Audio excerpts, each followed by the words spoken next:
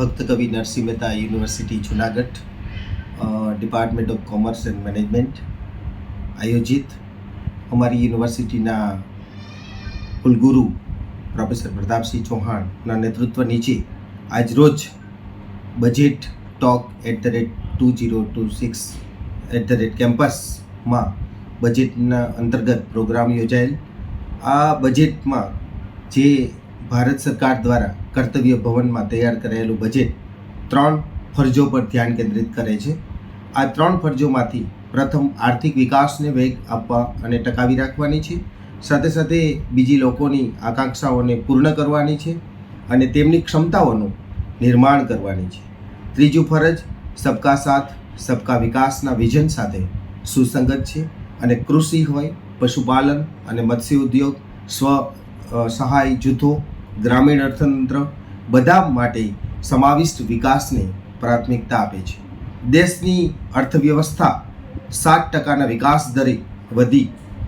જ્યારે નિર્મલા સીતારમણજી કેન્દ્રીય બજેટ રજૂ કરતા વખતે એમણે કહ્યું કે પીએમ મોદીના નેતૃત્વમાં ઘણા ફેરફારો કરવામાં આવ્યા, એમાં ખાસ કરીને જેની આતુરતાપૂર્વક રાહ જોઈ રહ્યા છે, ત્યારે આ દેશનું તેમનું સતત 9મું બજેટ છે.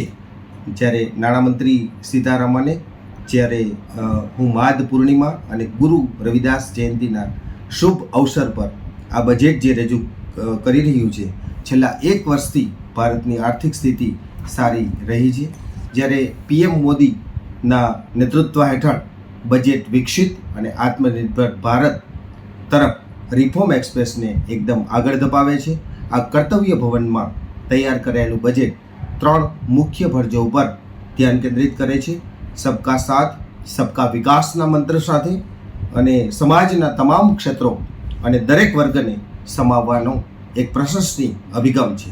પુરાતત્વી વારસા, ક્લસ્ટર, પ્રવાસન વિકાસમાં જ્યારે લોથલ અને ધોળાવીરાના સમાવેશ સાથે ગુજરાતમાં પ્રવાસન દ્વારા વિરાસત ભી વિકાસ ભીનો અભિગમ સાકાર પણ થશે.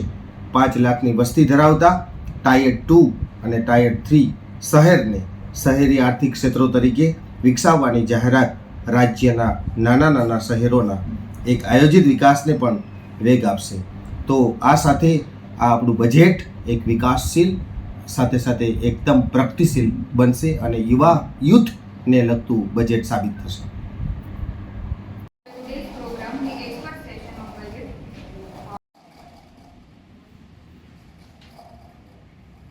Very good afternoon to all. Myself Viral Thavra, research scholar at the Department of Commerce and Management, Bhakta Kavi Narasimha Mehta University. To begin this आरोग्यं धनसम्पदः शत्रुबुद्धि विनाशाय श्रीमज्ज्योतिर्नमोऽस्तुते श्रीमज्ज्योतिर्नमोऽस्तुते श्रीमज्ज्योतिर्परब्रह्म श्रीमज्ज्योतिर्जनार्दनः श्रीमज्ज्योतिर्परब्रह्म श्रीमज्ज्योतिर्जनार्दनः दीपो हरतु मे पापं सन्ध्यादीपनमोऽस्तुते दीपब्रह्मरूपस्त्वं ज्योतिषां प्रभुरव्ययं ब्रह्मरूपस्त्वं ज्योतिषां प्रभुरव्ययः आरोग्यं देहि पुत्रांश्च पतिं स्वच्छां हि मे सदा. everyone to write for the university song.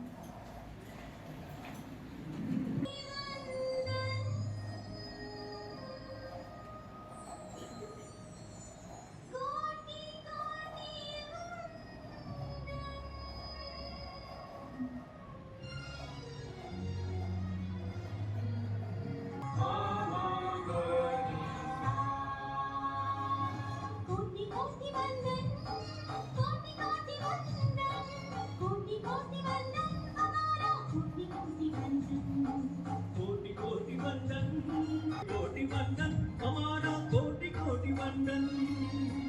कवि नरसिंह मेहता कवि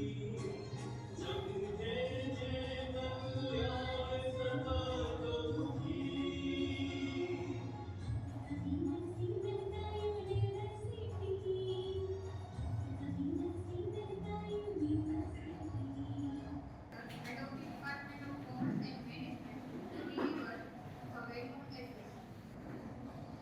બધાને નમસ્કાર, વંદન. આજનો બજેટ ટોક ઇન્ટરનેટ કેમ્પસ 2026 પ્રોગ્રામમાં આપણી જ યુનિવર્સિટીના ફાઇનાન્સ અને એકાઉન્ટ ઓફિસર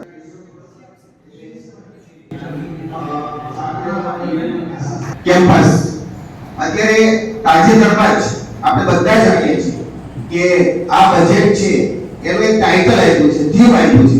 તમને કોઈને ખબર હોય તો 1 ફેબ્રુઆરી જે આપણું બજેટ જે ડિક્લેર થયું છે તો એનું એક થીમ આપ્યું છે અને થીમ છે એક યંગસ્ટર તરીકે, યંગસ્ટર એક સિમ્બોલ તરીકે કીધું છે અને 3 પ્રકારના કર્તવ્ય રજૂ કર્યા નિર્મલા સીતારામનજી. એમાં તમે બધા જાણતા હશો કે 3 કર્તવ્યમાં પહેલું કર્તવ્ય જે છે, પહેલું ટાસ્ક જે છે એ ટાસ્ક શું છે? તો આપણી જે the strength of Indian economy, ખરેખર તો આપણે ઇન્ડિયન ઇકોનોમી સ્ટ્રોંગ કરવા માટેનું આપણું બજેટ, અને બજેટ પણ કેવડું તો 53,000 કરોડનું બજેટ. એટલે આપણે ઇન ધ સેન્સ કહીએ તો $583 બિલિયન નું બજેટ આપણું પસાર થયું. તો એ બજેટનો હેતુ આપણે જોઈએ તો આ પહેલું કર્તવ્ય 1, કર્તવ્ય 2 કયા પ્રકારનું કીધું છે, ફેઝ 2 શું કીધું છે?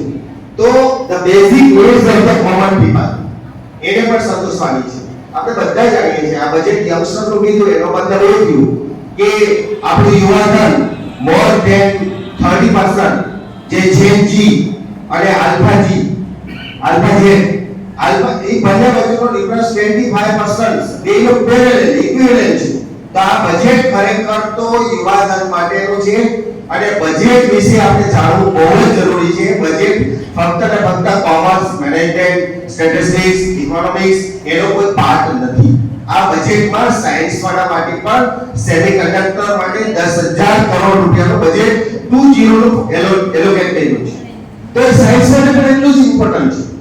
કર્તવ્ય 3 ની જે વાત આવે છે તો કર્તવ્ય 3 માં એવું કીધું કે ખાસ કરીને એક બધા માટે, બધાને સપોર્ટ થઈ શકે એવું કે સબકા સાથ સબકા વિકાસ, આ ત્રીજું કર્તવ્ય. તો બધાને સાથે લઈને કોઈ એકનું બજેટ નથી.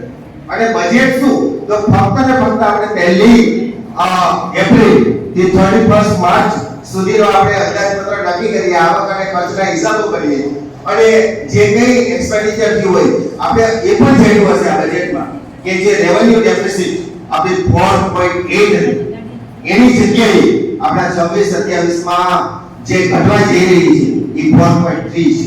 એટલે ખરેખર તો આપણે બધાને સાથે રાખીને આ બજેટનો નિચોડ જે આપણા યશસ્વી વડાપ્રધાન શ્રી નરેન્દ્ર મોદી સાહેબ અને સાથે સાથે આપણા ફાઇનાન્સ મિનિસ્ટર એ પણ લગભગ 10મી વખત આ બજેટ બહાર પાડ્યું આપણે જાણીએ છીએ. તો એ બજેટ નિર્મલા સીતારામજીએ બહાર પાડ્યું ત્યારે બધા સોર્સિસથી એક ઇન્ટેલેક્ચ્યુઅલી, રેશનલી અને એક જેને કહેવાય કે એકદમ સચોટ રીતે બધા જ કોઈ પણ જાતના પાર્શિયાલિટી વગર આ બજેટને ડિક્લેર કર્યું છે. એટલે ભારત માટે, ઇન્ડિયાને આપણે મહાસત્તા તરફ લઈ જવાનું છે. આપણે એ પણ જાણીએ છીએ કે આપણું વિઝન છે વિકસિત ભારત 2047. તો ભારત જ્યારે 2047 વિકસિત બનવા જઈ રહ્યું હોય તો ત્યારે શું શું કરવું જોઈએ? તો આ બજેટમાં એને પણ ઇન્ડિકેટ કર્યું છે. આપણે બધા જાણીએ છીએ કે સિક્યુરિટી ટ્રાન્ઝેક્શન ટેક્સ એ રદ કરે છે. સાથે સાથે એ પણ આપણે જાણીએ છીએ કે બીજા ઘણા બધા ટેક્સ છે એ રદ કરવા જઈ રહ્યા છે. એમાં એક ટેક્સ છે હું તમને વાત કરું છું કે ઓપ્શન ટ્રેડિંગ વાળો, એ પણ એક જે છે ઓપ્શન ટ્રેડિંગ વાળું એ પણ 2047 સુધી એ પણ રદ કરે છે. ઘટાડીને ખરેખર તો 0.1 થી વધારીને 0.5 તરફ લઈ ગયા. તો આ બધું તમે જુઓ કે આપણું વિશ્વનું જે બજેટ હોય, જેના વિશ્વના બજેટોમાં આપણું ઇન્ડિયાનું બજેટ છે 81 અરબનું બજેટ, એ આપણું બહુ મોટું બજેટ. અને ખરેખર આપણી યુવા પેઢી ઉપર આ બજેટની ઇમ્પેક્ટ, બજેટ જાણવું પણ જરૂરી છે, બજેટને આપણે સમજવું પણ જરૂરી છે. બજેટનો આપણો રૂપિયો ક્યાંથી આવે છે, સોર્સિસ ઓફ ફંડ્સ ક્યાંથી આવે છે, રૂપિયો ક્યાંથી આવે છે, રૂપિયો ક્યાં જાય છે, એનું પણ એક એનાલિસિસ તમારે કરવું જોઈએ. એટલે ખરેખર એક ઇન્ટેલેક્ચ્યુઅલી તમે જો જુદા જુદા એપ્રોચથી તરીકે તમે જો આપણે એક ટેક્સ પેયર છે, બધા જ કરદાતા છે, આપણે કરદાતા કહીએ છીએ. ઇન્કમ ટેક્સ એક્ટ આપણો 1961 નો અને આપણો central board of direct taxes આપણો ત્યારનો જે 1952 પણ હવે તમે જોતા હશો કે ન્યૂ ટેક્સ રેજિમ ડિક્લેર થયું અને 1 એપ્રિલ 2026 થી નવું ટેક્સ રેજિમ બહાર પડે છે અને એમાં આપણે 24 લાખ ઉપરથી 30% લેવામાં આવશે. ન્યૂ ટેક્સ રેજિમ ઓલરેડી ઇમ્પ્લિમેન્ટ છે પણ નવો કાયદો જે આવી રહ્યો છે એના વિશે આપણે અવલંબન થવું જોઈએ, જાણકારી મેળવવી જોઈએ. આમાં એવું કંઈ નથી કે કોમર્સનો વિદ્યાર્થી બજેટ વિશે જાણતો હોય. કોમર્સનો વિદ્યાર્થી તો બજેટની કંટ્રોલ વિશે જાણે જ છે, એને બજેટની જોગવાઈની ખબર છે. ઇકોનોમિક્સનો વિદ્યાર્થી માઇક્રો ઇકોનોમિક્સની ખબર છે. પણ દરેક લોકો એ જે સોશિયલ સાયન્સ હોય, હ્યુમેનિટી હોય દરેક વિદ્યાર્થીઓએ આ બજેટ બાબતે તમારે અવલંબિત થવું પડશે. આપણા જ ફાઇનાન્શિયલ એકાઉન્ટ ઓફિસર હમણાં જ બધાને મેઇલ કર્યા છે, બધા ડિપાર્ટમેન્ટના સેક્શન્સને કે તમારા બજેટની પ્રોવિઝન્સ આપો, તમારા લાસ્ટ યરના એક્સપેન્ડિચર આપો, એક્ચ્યુઅલ એક્સપેન્ડિચર કેટલો છે અને હવેનું તમારું રિક્વાયરમેન્ટ શું છે. તો ત્યારે એ લોકો સમજતા હોય તો બજેટની દરેક રેવન્યુ ડેફિસિટ આપણે ઘટવા જઈ રહી હોય. આપણો જીડીપી રેટ છે અત્યારે મને ખબર છે કે આપણો જીડીપી રેટ કેટલો છે 7.4. એટલે ખરેખર આપણે પ્રાઉડ છે ઇન્ડિયા માટે કે આપણો 7.4 આપણો જીડીપી જઈ રહ્યો છે. એટલે આપણી ઇન્ડિયન ઇકોનોમી ખરેખર સ્ટ્રોંગ થઈ રહી છે.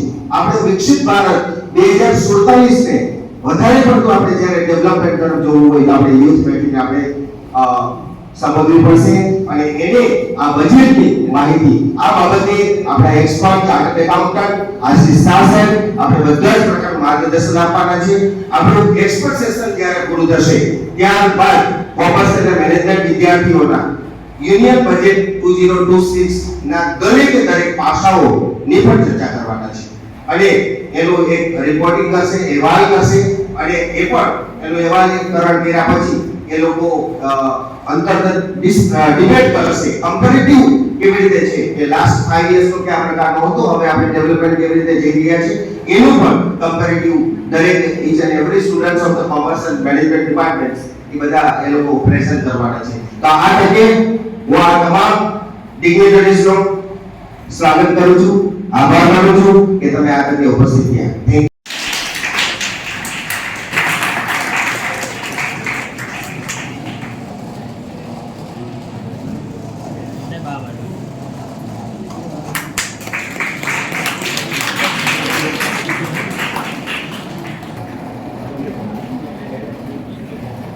Our respected guest, Finance and Accounts Officer, Dr. Kirtika Wali. Suhas Gyati.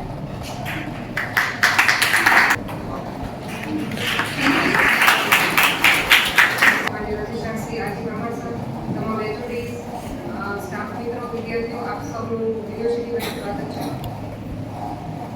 બજેટનો એડરેટ campus union budget 2026 વિશે આપણે વાત કરીએ તો બજેટ એટલે આમ તો કોઈ સરકાર તો ઠીક છે પણ વ્યક્તિ, સંસ્થા કે પેઢી અને આપણા આજે ચર્ચા કરવા જઈ રહી છે એમાં સરકાર એનું આગામી નાણાકીય વર્ષનું આવક અને ખર્ચના અંદાજો રજૂ કરતું એક પત્રક કહીએ કે રિપોર્ટ કહીએ જેને આપણે અંદાજપત્રક કહીએ છીએ.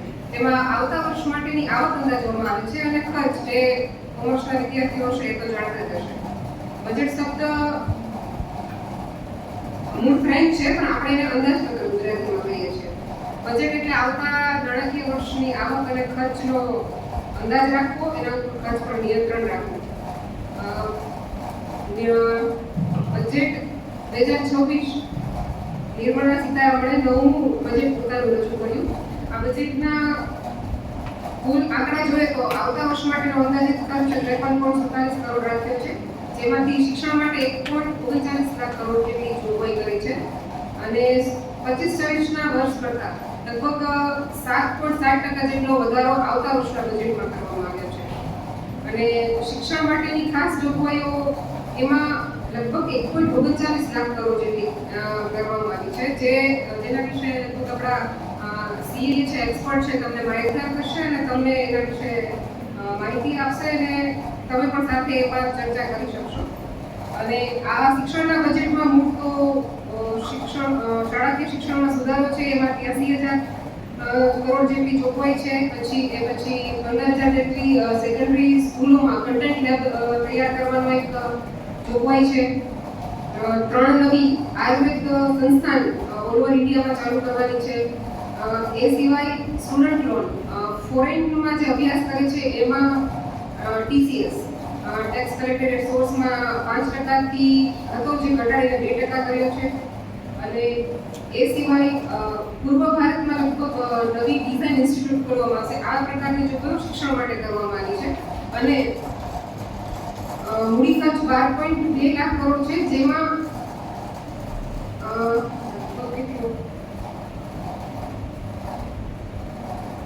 12.2 લાખ કરોડ છે. એની અંદર લગભગ 32,666 કરોડની જોગવાઈ નવી નોકરીઓ માટે એટલે કે એમ્પ્લોયમેન્ટ માટે કરવામાં આવી છે.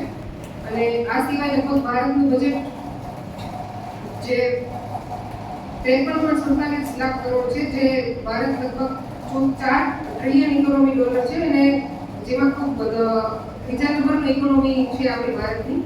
અને નિર્મલા સીતારમણ દ્વારા જે બજેટ રજૂ કરવામાં આવ્યું છે એમાં શિક્ષણ ક્ષેત્રે જે વધારો કરવામાં આવ્યો છે એ લગભગ 53.5 લાખ કરોડ જેટલો છે, જેમાં એમ્પ્લોયમેન્ટ અને શિક્ષણ માટેની જોગવાઈ છે. અને આત્મનિર્ભર ભારત પર ભાર મૂકવામાં આવ્યો છે. આ સિવાયની વધારાની ટોક આપણે સીએ સાથે કરશું. He has delivered his speech on various topics of directives at various branches of ICAR. I would like to invite respected chartered accountant Mr. Rajesh Rao. We truly grateful for your presence.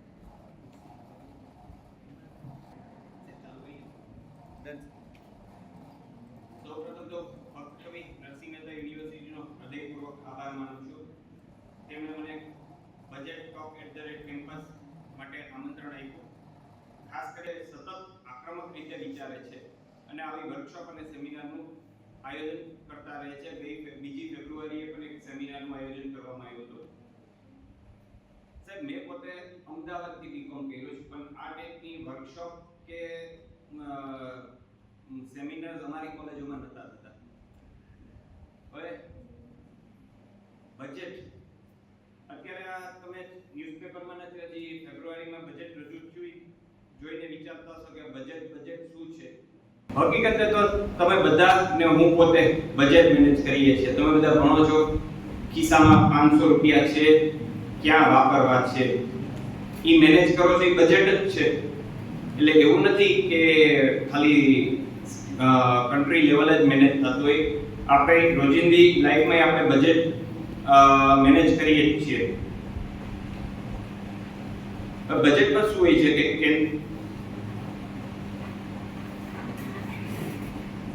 કેન્દ્રીય budget એટલે શું? એમાં generally ગવર્નમેન્ટનો જે આવક અને ખર્ચનો વાર્ષિક આર્થિક આયોજન નેક્સ્ટ ફાઇનાન્શિયલ યર માટેનું હોય છે. તેમાં સરકારને પૈસા ક્યાંથી આવશે ને ક્યાં ખર્ચ કરશે. જેમાં આપણે વાત થઈ, તમારા ખિસ્સામાં 500 રૂપિયા છે, તે આવ્યા ક્યાંથી? પપ્પા મમ્મી આપ્યા અથવા તો કોઈ ફ્રેન્ડ્સ આપ્યા. હવે એ ખર્ચ ક્યાં કરવા, તો એ જ રીતે આપણે આટલા નાના લેવલે વિચારતા હોય કે મારી પાસે 500 રૂપિયા છે, તો એ આપણે ક્યાં યુટિલાઇઝ કરશું. તો ઇન્ડિયા લેવલે તો ઘણું મોટું પ્લાનિંગની જરૂરિયાત રહે. હવે બેઝિકલી વાત કરીએ તો બજેટની પ્રોસેસ શું છે, તો વેરિયસ મિનિસ્ટ્રીઝ પાસેથી બજેટના એસ્ટિમેટ મંગાવવામાં આવે છે. પછી ફાઇનાન્સ મિનિસ્ટ્રી દ્વારા એનો રિવ્યુ કરવામાં આવે છે.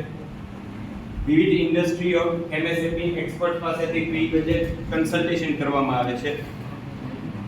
પછી એનું એસેસમેન્ટ, GDP, ઇન્ફ્લેશન, રેવન્યુ એ બધું કરવામાં આવે છે. પછી ફિસ્કલ પ્લાનિંગ કરવામાં આવે છે. ટેક્સીસ ને બોરોઇંગ્સ, પૈસા કઈ રીતે મેનેજ થશે. Mike okay. પછી પ્રાઇમ મિનિસ્ટર અને કેબિનેટ સાથે ડિસ્કશન કરવામાં આવે છે. પછી ફાઇનલ બજેટ પ્રિપેર કરીને પાર્લામેન્ટમાં પુટ અપ કરવામાં આવે છે. પાર્લામેન્ટમાં બજેટ સેશનમાં તેના ઉપર ચર્ચા કરવામાં આવે છે, લોકસભા અને રાજ્યસભા બંનેમાં.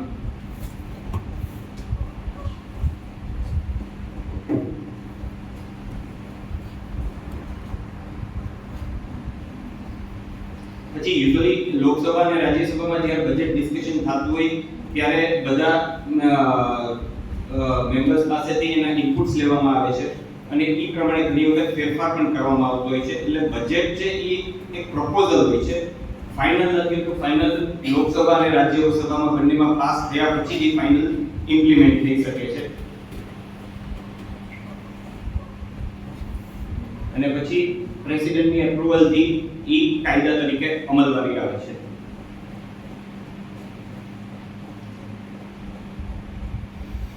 બેઝિકલી આ બજેટની થીમ છે ગવર્નમેન્ટનું વિઝન 2047 નું છે.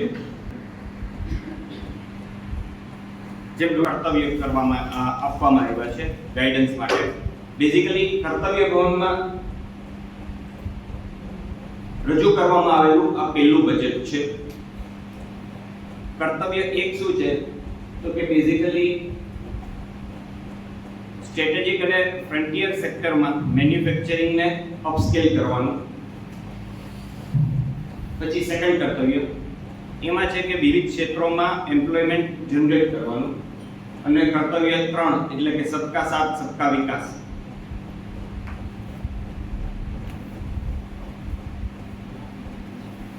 કેટલો ટાઈમ છે?